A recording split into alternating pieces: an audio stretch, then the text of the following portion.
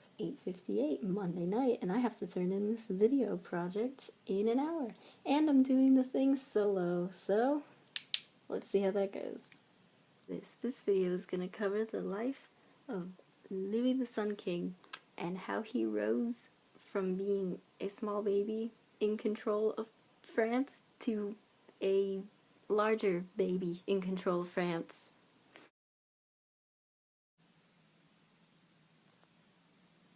His mother ruled for him until he was old enough to do it himself. So, when she died in 1776, I think it was, he was 28 and took over the crown.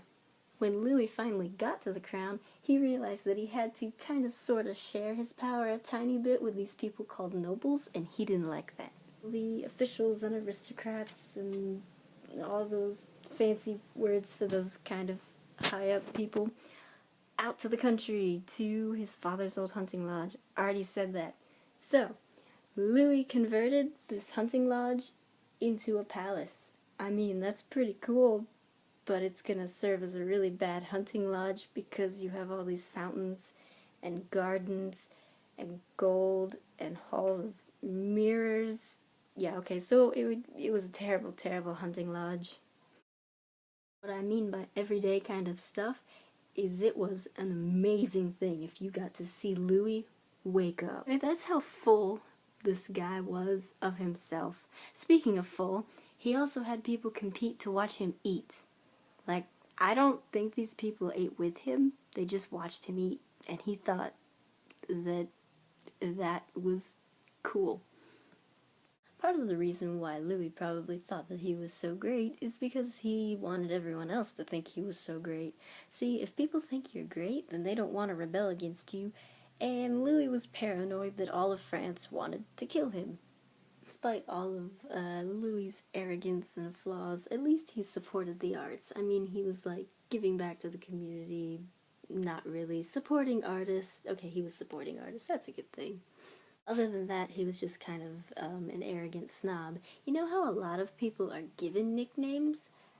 Yeah, okay, well this guy gave himself a nickname. He called himself the Sun King because he called himself the Sun King, and he expected everyone else to call him the Sun King because he thought that the whole universe, the whole kingdom, everything should revolve around him. Anyhow, the Sun King was the dude who ruled until the French Revolution. I mean, can you blame a bunch of people for wanting to rebel against a dude this arrogant? Anyway, there were a lot of other political and economic things that were going on, apart from Louis, that were making, like, French commoners' lives really difficult. But Louis was kind of the last straw. I mean, would you want to live under someone who thought that the world revolved around him? I didn't think so. Let's see, what else should you know about Louis? Oh yeah, it's worth mentioning that he had not only 3 women that he hung out with intimately, but more than 3. I don't know the number, he had a lot. There's probably some that history missed. He had a lot. He also had over 10 children. It's a lot of kids. Also important to note, the dude sent troops to attack everything, everywhere, all the time, whenever he could. He fought the Spanish. He fought the Spanish in the Netherlands there. I forgot what Netherlands were called. He fought the Spanish on his home turf. He fought just all the time. I'm sure he fought the Spanish in the New World too. I don't know, but probably. I know he fought the Native Americans, and he decided to call Louisiana because he's Louis.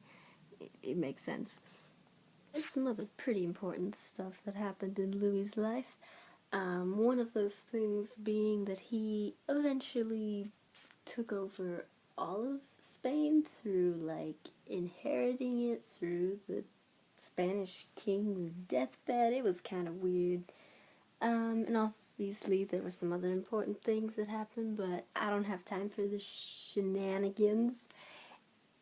And yeah, Louis died at the ripe old age of 77. Nice number.